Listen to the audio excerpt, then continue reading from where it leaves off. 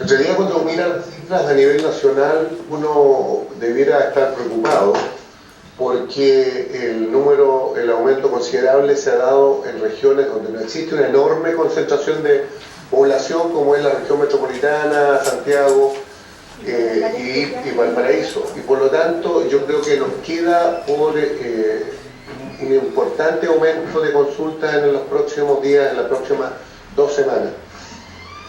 Y dado que influenza es el tema que más nos preocupa, voy a intentar hacer algunos comentarios que creo que pueden ser de utilidad.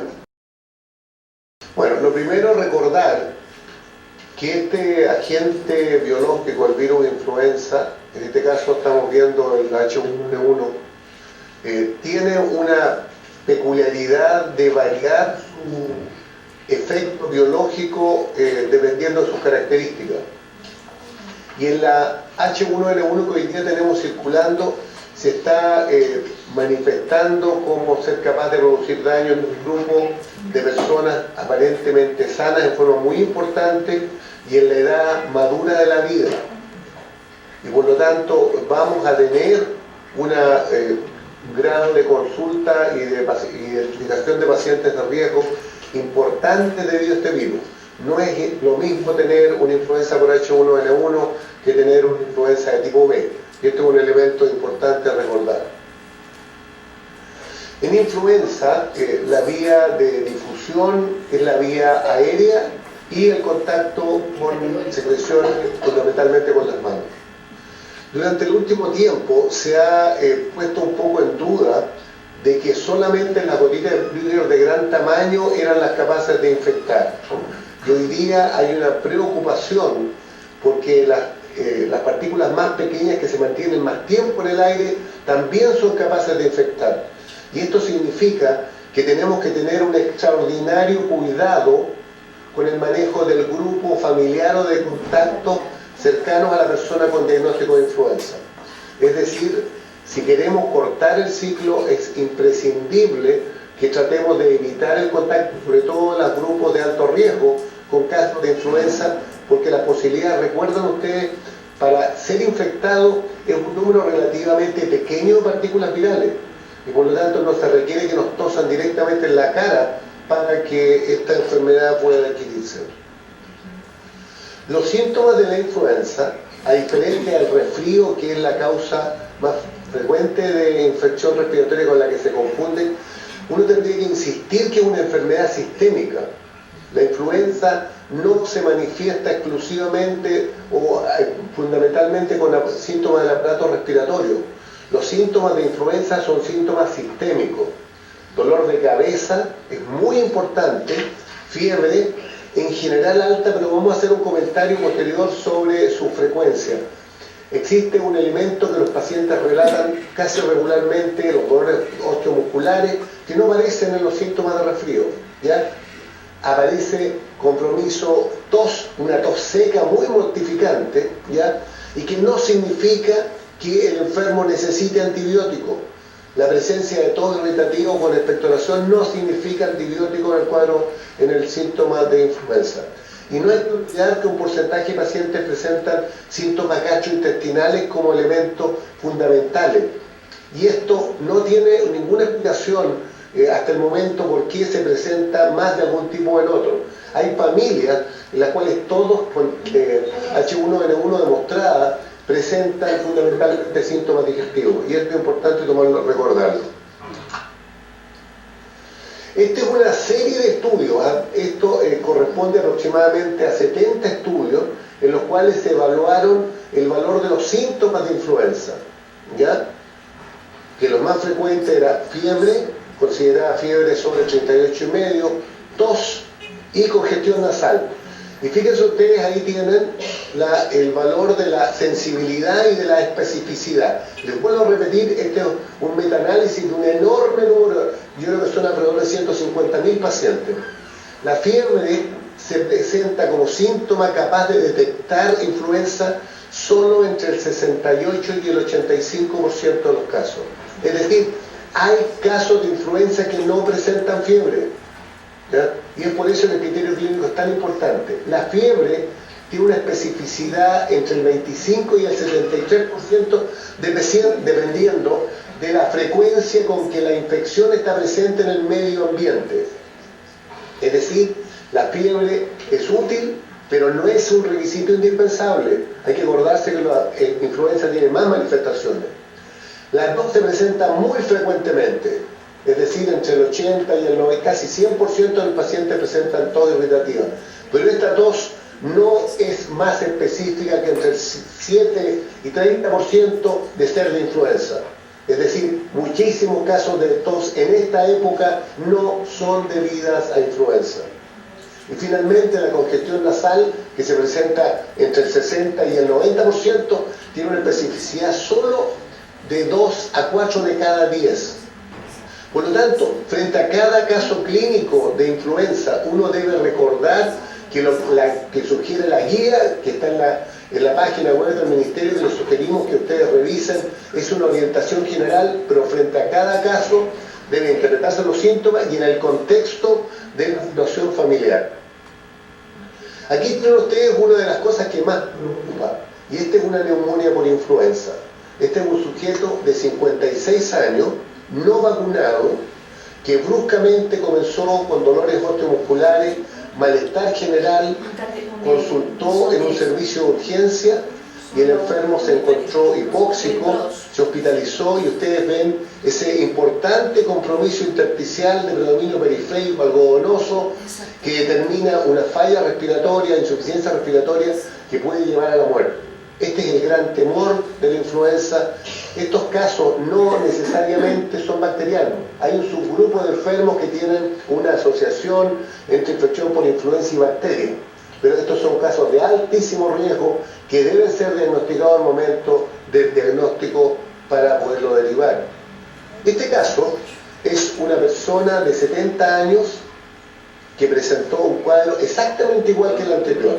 De comienzo brusco, con malestar general, no tenía dolores osteomusculares, tenía solo 37,5 grados de temperatura y muestra ese cuadro con neumonía e infiltración algodonosa bilateral, predominio basal, pero con compromiso pleural. Vean ustedes en la base izquierda, y esto corresponde a una neumonía por influenza. Es decir, cuadros similares y obligan a los clínicos entonces a hacer un diagnóstico diferencial de qué es el agente causal. En este periodo suele la pregunta ser: doctor, ¿valdrá la pena que me vacune si ya hay caso de influenza? Hay que recordar que la vacuna ya es efectiva a los 14 días. Por lo tanto, en lugares en que no se ha logrado el pic, debiera insistirse, sobre todo en los grupos de alto riesgo, de la vacunación por la gran posibilidad de que los proteja frente al desarrollo de la enfermedad. ¿Qué aspectos hay que considerar de una situación de influenza? Y esto es general y en todos los países se observa fracaso en esto. Primero, debe existir vigilancia y servicios diagnósticos al alcance de la comunidad. Esta vigilancia permite interpretar los exámenes. Un examen positivo no es lo mismo en alta frecuencia de influenza como en baja frecuencia. En vigilancia y servicios diagnósticos como lo que estamos haciendo, y es por eso que insistimos que asistan ustedes a esta videoconferencia, que pueden tener de primera mano la información interpretada. Segundo, es necesario compartir la información con los grupos de salud, es decir, hacer alerta de modo que esta enfermedad pueda ser diagnosticada a tiempo y manejada adecuadamente. Debe prepararse a la comunidad. Gran parte del rechazo o la no aceptación de la comunidad a hacer diagnóstico, a recibir vacunas, a utilizar antivirales, corresponde a que no hemos compartido con la comunidad la severidad de esta enfermedad. Esta es una enfermedad que mata. Debemos preocuparnos de la disponibilidad y manejo de los enfermos y del acceso a la hospitalización. No debemos esperar que los enfermos estén, ¿no es cierto?, en las afueras de los servicios muriéndose para preparar entonces la hospitalización de ellos, y esta es una señal de alerta que tenemos que preparar. El personal debe estar capacitado. Hay que acordarse que esta también es una infección intrahospitalaria, es decir, si no hay un manejo adecuado de los casos, si no reciben la terapia oportunamente y no se toman las medidas de prevención, el personal se pone en riesgo. Y finalmente, lo que hemos insistido, la disponibilidad de vacuna y fármacos para que los enfermos puedan ser tratados adecuadamente y evitemos al máximo la respuesta de esta enfermedad. ¿Qué hay de los test rápidos a los cuales habitualmente recurrimos? No hay que olvidar que los test rápidos, fundamentalmente inmunofluorescencia, tienen claramente menor sensibilidad en adultos que lo que sucede en niños. Esta menor sensibilidad en adultos hace que muchas veces se solicite el examen y al ser negativo dice, usted no tiene influenza. Y por lo tanto no se toman medidas con el enfermo ni con la familia. En los adultos, no más allá del 50%, dependiendo de la serie, algunas hasta 30%, poseen positividad. Y la razón fundamental es que eliminan menos virus que lo que hacen los niños, ¿ya? Por esto, los test rápidos son menos sensibles.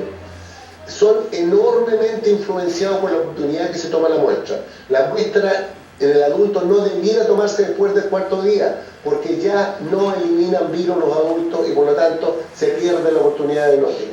Cosa que no pasa en los niños, en los cuales pueden seguir eliminando virus hasta 7 o 8 días después del comienzo de la enfermedad. Los niños claramente eliminan más virus y por más tiempo. Y es por eso que insistimos en que los grupos de riesgo deben cuidarse del contacto con niños portadores de influenza, porque ellos son los responsables de la difusión de la enfermedad. El valor predictivo positivo de los test diagnósticos aumenta mientras mayor es el brote. Es decir, a medida que aumenta el brote, tiene más credibilidad la positividad de estos test rápidos. Y finalmente, no hay que olvidar que existen coinfecciones. Es decir, no tenemos claro, desde que se introdujo las técnicas de biología molecular, qué significan la existencia de dos virus simultáneos. Si es portador de uno, infección como enfermedad del otro, o son dos infecciones. Pero existen también infecciones con bacterias, y exige un criterio clínico adecuado, seguir las normas, seguir las guías clínicas, de modo que los enfermos reciban la terapia adecuada. ¿Cuál es el desafío? El diagnóstico oportuno, fundamentalmente en los grupos de riesgo.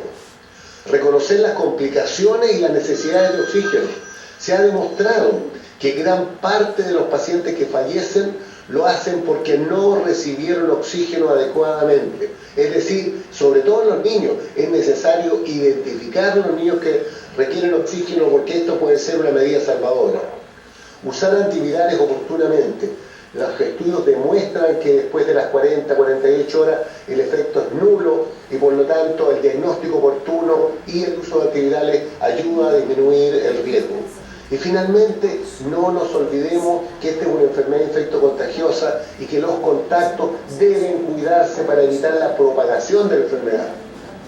En un grupo familiar podemos transformar un caso en una familia entera si no nos preocupamos de los contactos. Por lo tanto, estamos frente a un desafío de organización más que un desafío de acceso a la terapia, que desgraciadamente frente a los virus no la tenemos mucho. Y el desafío es reconozcamos los casos de riesgo y seamos capaces de tomar las medidas oportunas de soporte para que estos pacientes no lleguen a las complicaciones menores. Gracias.